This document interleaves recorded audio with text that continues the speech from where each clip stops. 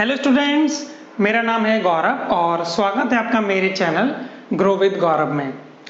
अभी मैं पहले आपको 2 या 3 क्वेश्चन दे देता हूं बल्ब पे, जिनको आप खुद सॉल्व करके दीजिएगा।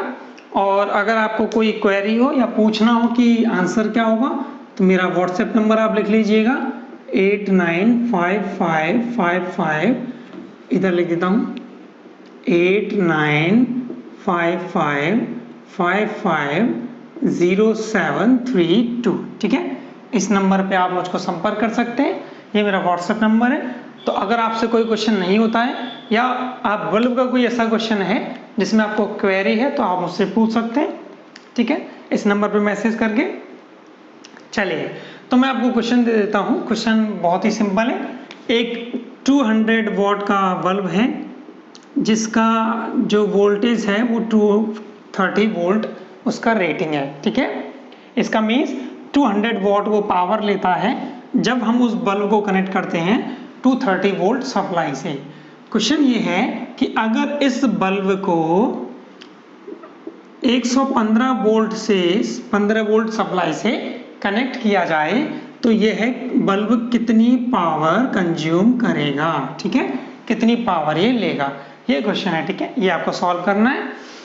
एक क्वेश्चन ये दिया हुआ है कि 1000 वॉट के 2 हीटर हैं। ठीक है, 1000 वॉट और 230 वोल्ट के 2 हीटर हैं। ठीक है, अगर उनको हमने सीरीज में कनेक्ट किया हुआ है तो वो दोनों कितनी पावर कंज्यूम करेंगे, ये क्वेश्चन करना है। एक क्वेश्चन ये है, ऐसा हम कर चुके हैं पहले। एक 40 वॉट और 60 वॉट 2 बल्ब हैं। इन दोनों बल्ब को हमने सीरीज में कनेक्ट किया हुआ है, तो कौन सा बल्ब ज़्यादा ब्राइटर होगा। ये 3 क्वेश्चन आपको करने, बहुत सिंपल है। ऐसे क्वेश्चन हम देख चुके हैं, इजीली हम इनको कर सकते हैं, हमको टाइम भी नहीं लगना चाहिए।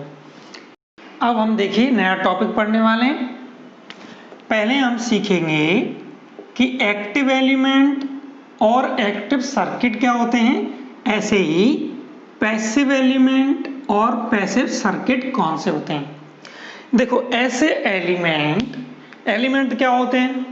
एलिमेंट किसी भी सर्किट में, जैसे कि वोल्टेज सोर्स, करंट सोर्स, ठीक है ना, रेजिस्टेंस, इंडक्टेंस, कैपेसिटेंस, ये सब क्या होते हैं, ये सब इलेक्ट्रिकल एलिमेंट।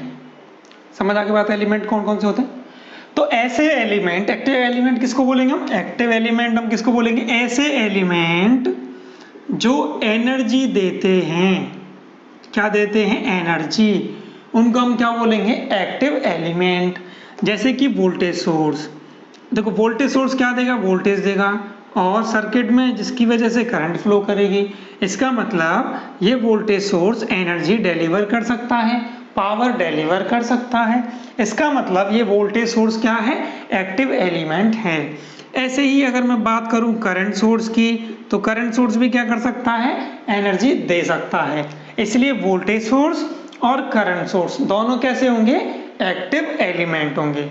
और ये दोनों एलिमेंट जिस सर्किट में लगे होंगे उस सर्किट को हम क्या बोलेंगे, एक्टिव सर्किट। ठीक है, या फिर अगर किसी नेटवर्क में लगे होंगे तो उसको हम बोलेंगे एक्टिव नेटवर्क। ये बात समझ आ गई। ठीक है, अब देखिए पैसिव एलिमेंट क्या होते हैं। ऐसे एलिमेंट जो सर्किट की एनर्जी या फिर नेटवर्क की एनर्जी नहीं बढ़ा सकते। इसका मतलब वो खुद कोई एनर्जी जनरेट नहीं कर सकते, कोई एनर्जी डिलीवर नहीं कर सकते। ठीक है, जैसे कि रेजिस्टेंस कोई एनर्जी जनरेट नहीं कर सकता, ऐसे ही इंडक्टेंस भी कोई जनरेट नहीं कर सकता, ऐसे ही कैपेसिटेंस। तो ये तीनों ही क्या होते हैं, ये तीनों ही पैसिव एलिमेंट्स में आते हैं, क्योंकि ये खुद से कोई एनर्जी डिलीवर सर्किट को नहीं कर सकते। ठीक है ना, इसका मतलब वोल्टेज सोर्स और करंट सोर्स होते हैं एक्टिव एलिमेंट, और रेजिस्टेंस, इंडक्टेंस और कैपेसिटेंस होते हैं पैसिव एलिमेंट। अब देखो, किसी का ये डाउट होगा कि सर एनर्जी स्टोर कर सकता है इंडक्टर तो, और फिर जब स्टोर करके उसको डिलीवर भी कर सकता है। जब भी हम ऐसी बात कर रहे हैं तो हम बात कर रहे हैं कि वो सैचुरेट नहीं हुआ है, इसका मतलब वो लीनियर कंडीशन पे है, इसका मतलब ये कोई एनर्जी स्टोर नहीं कर रहे।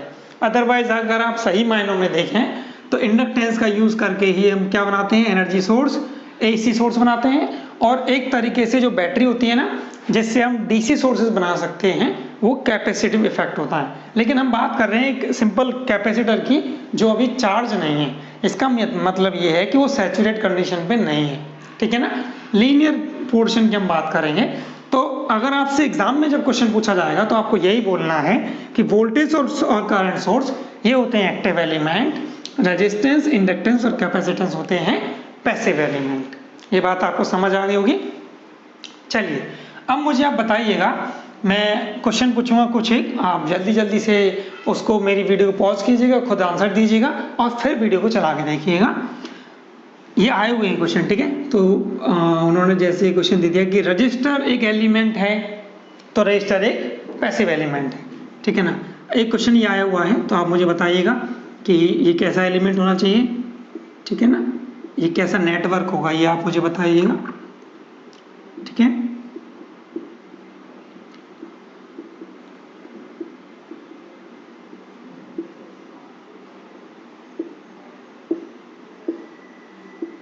ठीक है, इसका आपको बताना है कि ये नेटवर्क एक्टिव नेटवर्क है या पैसिव नेटवर्क है, ठीक है, ये आपको बताना है। चलिए देखो मैं बता देता हूँ। आप देखो, चूंकि इसमें वोल्टेज सोर्स लगा हुआ है, ये भी लगा हुआ है, इसका मतलब ये नेटवर्क एक्टिव नेटवर्क होगा। लेकिन इस क्वेश्चन में देखो, ये क्वेश्चन इतना अच्छा क्यों है, या फिर ये क्वेश्चन मैंने क्यों पूछा, कई क्या करते हैं, कई ऐसा कर लेते हैं, एक सेकंड मैंने इसमें ना मैं पोलैरिटी चेंज कर देता हूँ, प्लस और माइनस। देखो तो कई क्या करते हैं, कई जब इसमें लूप लगाएंगे तो वो क्या देखेंगे, देखो यहाँ से हम चलेंगे तो माइनस का 5 वोल्ट, और इधर चलेंगे तो प्लस का 5 वोल्ट, तो माइनस 5 वोल्ट और प्लस 5 वोल्ट हो जाएगा 0। इसका मतलब इन दोनों पॉइंट के बीच में हमको कोई वोल्टेज मिलेगी क्या, नहीं मिलेगी। कितनी वोल्टेज मिलेगी, 0 वोल्ट, क्योंकि 5 वोल्ट इस 5 वोल्ट को कैंसिल आउट कर देगा। इसका मतलब ये होना चाहिए पैसिव नेटवर्क, जबकि ऐसा नहीं है। अगर किसी भी नेटवर्क में वोल्टेज सोर्स लगा हुआ है, फिर चाहे उसकी वजह से हमें किसी पॉइंट पर वोल्टेज नहीं मिले, लेकिन इसका मतलब ये नहीं है कि ये एक पैसिव नेटवर्क होगा। अगर कोई भी एक्टिव एलिमेंट लगा हुआ है तो वो नेटवर्क कैसा होगा, एक्टिव नेटवर्क होगा, ठीक है। ये आपको समझ आ गया होगा। चलिए अब हम पढ़ते हैं दूसरा टॉपिक। बहुत सिंपल है ये तो, इसमें क्वेश्चन आते हैं पर आपके जेई वगैरह के एग्जाम में, ठीक है, या फिर जैसे कि टेक्निकल ग्रेड के जो एग्जाम होते हैं ना, आईटीआई वगैरह से, उनमें भी एग्जाम पूछ लेते हैं, एग्जाम में ये क्वेश्चन पूछ लेते हैं, ठीक है। अब हम देखेंगे कौन सा, यूनिलैटरल और बायलैटरल। हिंदी में इनको बोलते हैं हम एक दिशीय और द्विदिशीय, एक दिशा में और दूसरी दिशा में, ठीक है। चलिए इसका मीन्स क्या है, इसको मैं एक एग्जांपल से समझाऊंगा आपको, ठीक है। दोनों एक साथ हम क्लियर कर लेंगे, बड़े प्यार से हम इसको समझेंगे, ध्यान से सुनते जाइएगा, आपका कभी गलत नहीं होगा। यूनिलैटरल बायलैटरल, ठीक है। इन पॉइंट्स के मैं नाम दे देता हूं, मुझे इनकी जरूरत पड़ने वाली है, ठीक है। इसको हम 1 और 2 बोल देता हूं, इसको भी मैं बोल देता हूं 5 वोल्ट, ठीक है। करंट सोर्स भी लगा सकते हो आप। एक समझा देता हूं, दूसरा अपने आप आपको समझ में आ जाएगा। देखो आप ध्यान से देखो, आप देखो, इसको भी मैं बोल देता हूं, ये 5 ओम है, तो करंट यहाँ से कितना होगा, 1 एम्पियर करंट होगा। 5 डिवाइड बाई 5 कितना होगा, 1 एम्पियर। अब आप ध्यान से देखना, अगर मैं ए से बी की तरफ चलता हूँ, ठीक है ना, तो ए से बी की तरफ अगर मैं जाता हूँ तो मुझे इस रजिस्टर की वैल्यू कितनी मिलेगी, 5 ओम, 5 ओम मिलेगी ना, ठीक है। अगर कोई बी से ए की तरफ जाता है तब इस रजिस्टर की वैल्यू क्या होगी, तब भी 5 ओम होगी। इसका मतलब चाहे मैं ए से बी की तरफ दिशा में जाऊं या बी से ए दिशा की तरफ जाऊं, दोनों ही केस में मुझको रेजिस्टेंस 5 ओम मिलेगा। ऐसे ही अगर मैं इंडक्टेंस कनेक्ट कर दूं या फिर कैपेसिटर कनेक्ट कर दूं, तो मैं अगर चाहे ऊपर से नीचे की तरफ देखूं या नीचे से ऊपर की तरफ चलूं, दोनों ही केस में इंडक्टर और कैपेसिटर की वैल्यू सेम रहने वाली है। इसका मतलब वो जो एलिमेंट है उस एलिमेंट की वैल्यू चेंज नहीं होगी। समझ आ गई बात। चलिए अब हम वोल्टेज सोर्स की बात करते हैं। देखो अगर मैं इस पॉइंट से इस पॉइंट की तरफ जाऊंगा तो मैं क्या बोलूंगा कि वोल्टेज हमको कितनी मिलेगी, 5 वोल्ट, ठीक है ना, प्लस 5 वोल्ट हमको वोल्टेज मिलेगी। लेकिन वहीं अगर मैं इस पॉइंट से नीचे की तरफ जाऊंगा तो हमको मिलेगी -5 वोल्ट। समझ आई ये बात?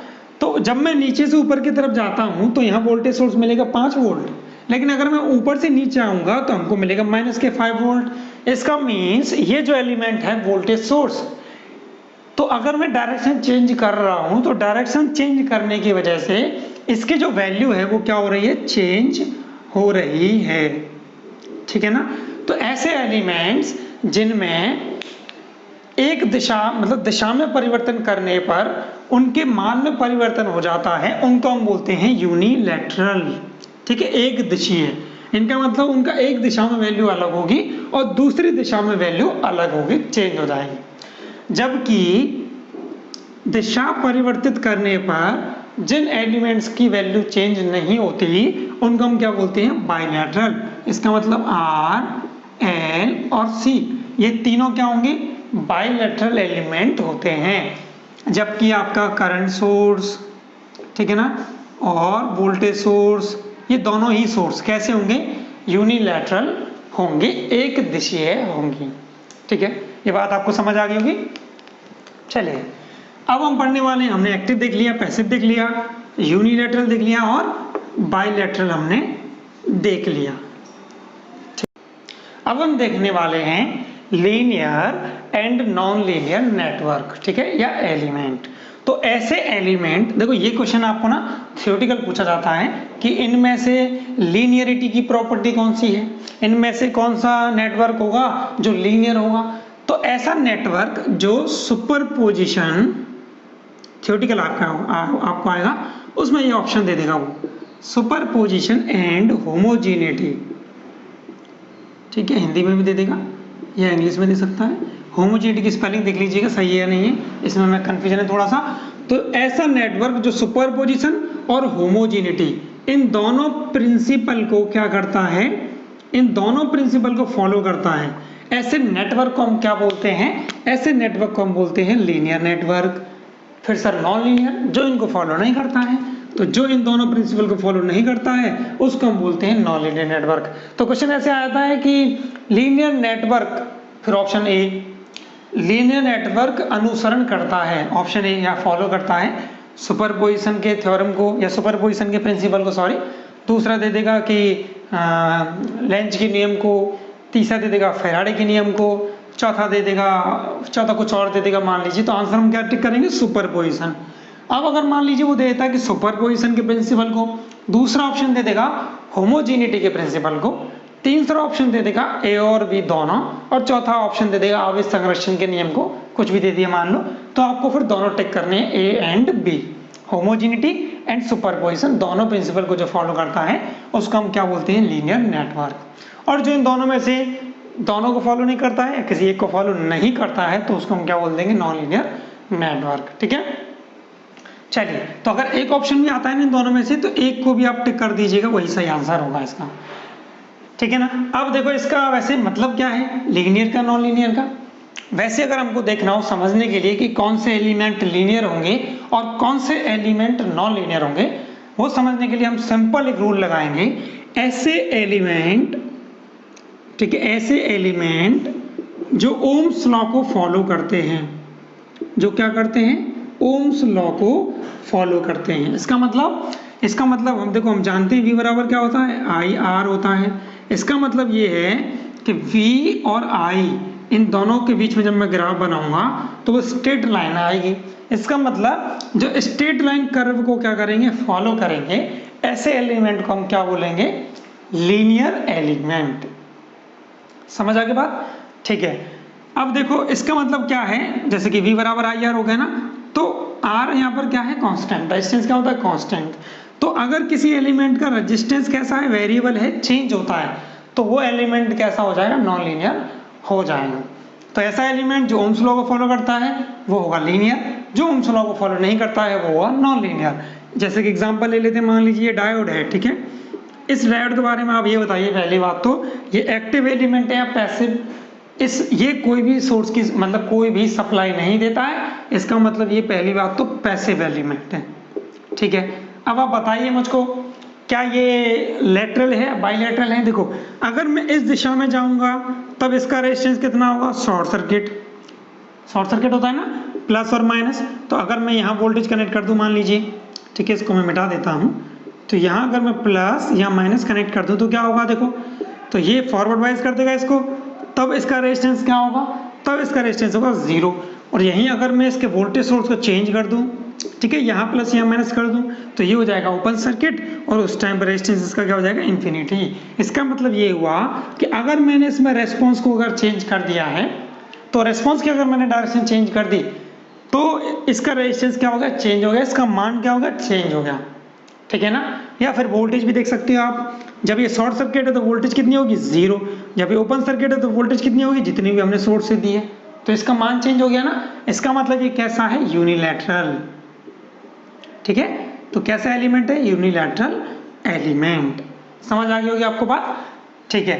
अगर हम बात करें कि इसकी ये लीनियर है या नॉन लीनियर है, देखो तो जब ये फॉरवर्ड वाइज है तो इसका रेजिस्टेंस 0 हो जाएगा, ठीक है ना।